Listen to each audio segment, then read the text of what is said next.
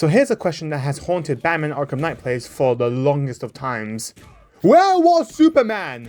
And while we're at it, where was the Flash, Green Lantern, Wonder Woman, anyone with opposing superpowers? Because by the end of this game, Gotham isn't just having a bad night, it's facing a chemical weapon so powerful it could spread across the entire East Coast. And unless Gotham secretly moves to the middle of the Pacific Ocean, that makes this very much not just Batman's problem. So where was everyone? I can't let you get close. Let's rewind to very early Arkham Knight. You're at Ace Chemicals, literally the opening hours of the game, and Alfred casually drops one of the most insane lines in the entire series. Not yet. It's worse than I thought. How much worse can it be? He's building a bomb big enough to cover the entire East Coast in fear toxin. Take your men and get out of here. The fallout will be huge. We played right into his hands. He didn't care if everyone ran. He knew that no one would be able to escape the blast. He explains that Scarecrow's refined fear toxin could cover the entire East Coast of the United States. Not Gotham, not New Jersey, the East Coast. That includes Metropolis. Which is important because in DC canon, Gotham is in New Jersey and Metropolis is in Delaware. That's basically next door in superhero terms. Superman could be there before Batman finishes brooding on a rooftop. So at this point, Scarecrow is no longer just a Gotham villain, he's a national emergency. And logically, this is where Superman should go. Absolutely not. This is my problem now. But he doesn't, and that's where things get interesting. But you may ask, okay, but Batman would call for help, right? Well, no, because this is Batman. Batman is extremely territorial, aggressively independent, and almost allergic to asking for help. Gotham is his city.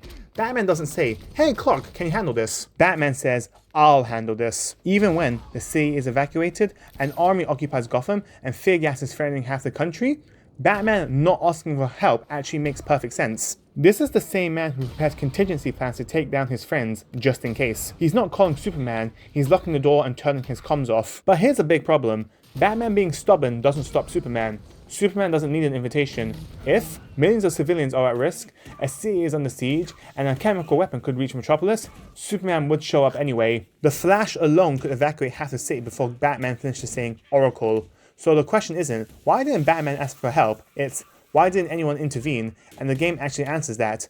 Early, quietly, and very deliberately. The developers had a big brain move. Not long into the game, the Arkham Knight makes a public broadcast and says, You think that's it, Dark Knight?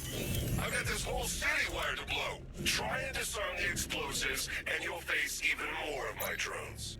You see, I've waited years, and no one is taking this from me. They'll get a charred crater if they try. Sir, that warning was broadcast publicly. I suspect the Arkham Knight wishes to discourage outside intervention. This is crucial. That threat isn't aimed at Batman. Batman already lives in Gotham. He's not leaving. That threat is aimed at everyone else. Superman, Flash, Green Lantern, Wonder Woman, anyone watching from the outside. The message is simple.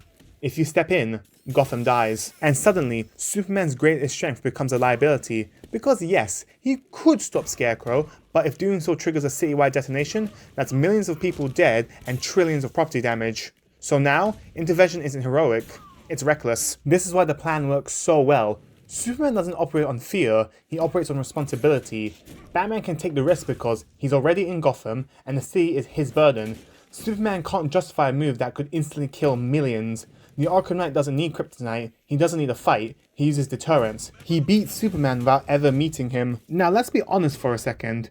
The real reason no one shows up is simple. If Superman appeared, the game would be over in 10 minutes. And that wouldn't be fun, satisfying, or a Batman story. You! 1A! 1A! 1A! 1A! 1A! 1A!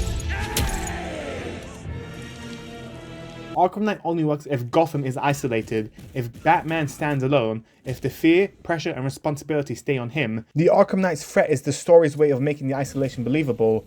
So in the end, Superman didn't stay away because he didn't care, he stayed away because the cost of helping was too high, and because Batman, stubborn, territorial, impossible Batman, wouldn't have wanted it any other way. Because in Gotham, if the city is going to be saved, it's not going to be by the strongest hero, it's by the one who refuses to leave. This is Zach, not Zach, signing off. Please remember to like, favorite, comment, and subscribe.